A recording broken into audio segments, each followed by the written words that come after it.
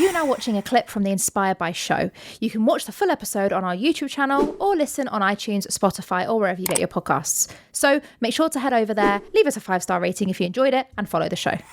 How have you found that as a presenter? You know, I always hear in the industry I'm in, Chloe, you must niche. You must be good at this thing and be known as this thing. Yeah. How have you found it in presenting? Because you've presented so many different things. Yeah. Were you ever given that advice, Aaron? You must niche. When I first started in the industry, I was multi-skilled and multi-talented. So I would tell people, look, I'm a actor, I'm a presenter, I'm a poet. And what else was I? Yeah, actor, presenter, poet. And then I remember very early that people used to really drill me. They're like, well, but what are you though? What's your thing? But what's your main thing? I'm like, what do you mean? I'm all of these things. They're like, what's your main thing? So I think very quickly when I came into this industry, I had to learn that I had to streamline myself. So that's probably part of the reason why I put poetry and acting on the back burner, because I was like, well, look, presenting is the thing that has showed me the most traction in terms of success. And it's something that I'm actively pursuing right now. So I need to put the other two on the back burner. And then when I became a presenter now, I remember speaking to Reggie Yates about this, because Reggie Yates is someone who I feel like has been able to traverse the industry in different ways. And he explained to me that, actually when he first came into the industry, he had actually done serious stuff before he had done the wacky stuff. And he just explained to me that it's all in the approach. He tried to make me understand that there shouldn't be a ceiling.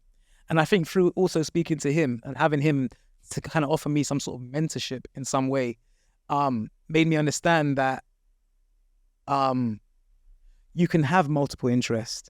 When I first started to pitch documentary ideas to people when I was doing the entertainment stuff, they were like, why should you do this? Why would you want to do this?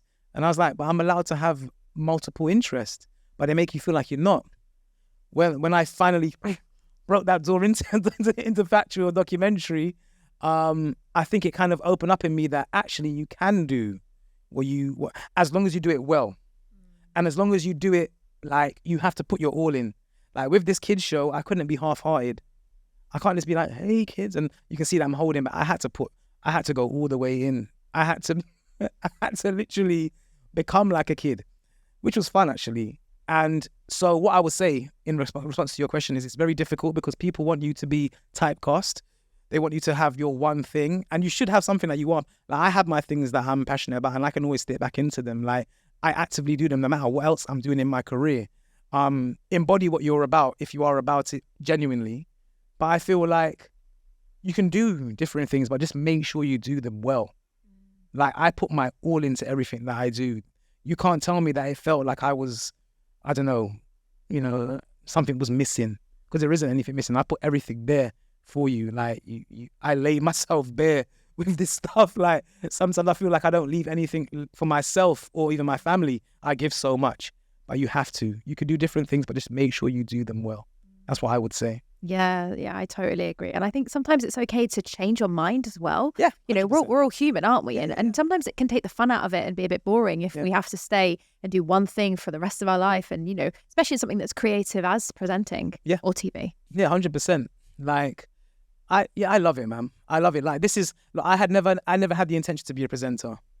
I definitely didn't have the intention to be a kids TV presenter.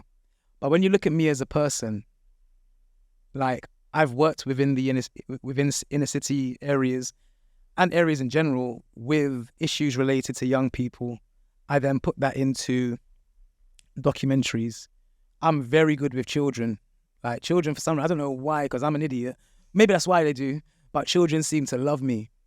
Everyone that knows me in my social circle knows that. Everyone tried to make me their godfather to their children. Yeah? And then I'm now doing kids TV. So I feel like things make sense in the end. Embrace them. I feel like I'm getting a chance to live out all of the attributes that I have, both personal and professional, and now show it to the world. Sometimes you've got to be honest with yourself and allow that to happen. When I really had to think about doing the kids TV show. I was like, is this something for me to really do? I had to think about, is it going to possibly jeopardize the reputation, the respect that I have within the other realm of programming that I do? But it doesn't. I think if anything, it just adds to the versatility, the versatility of me as a presenter.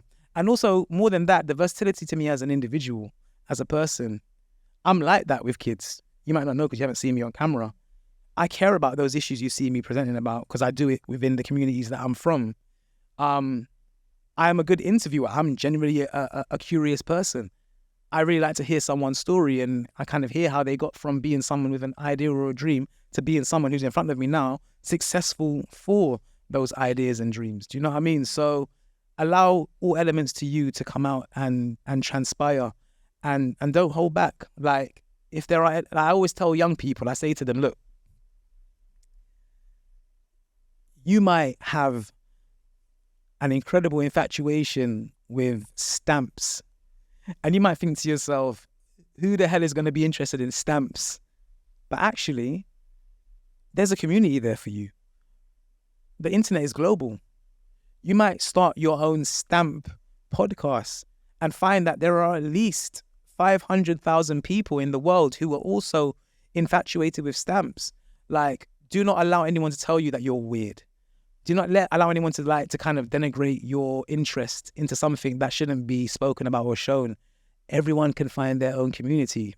That guy, Francis is actually from Northwest London. He loved trains. He used to go to the trains and get really excited by trains.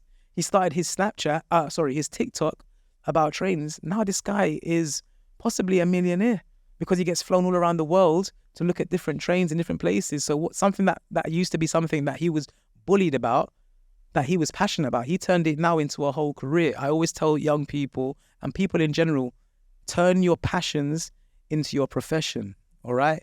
Let your passions pay your pocket, and don't be afraid to show that. It's important.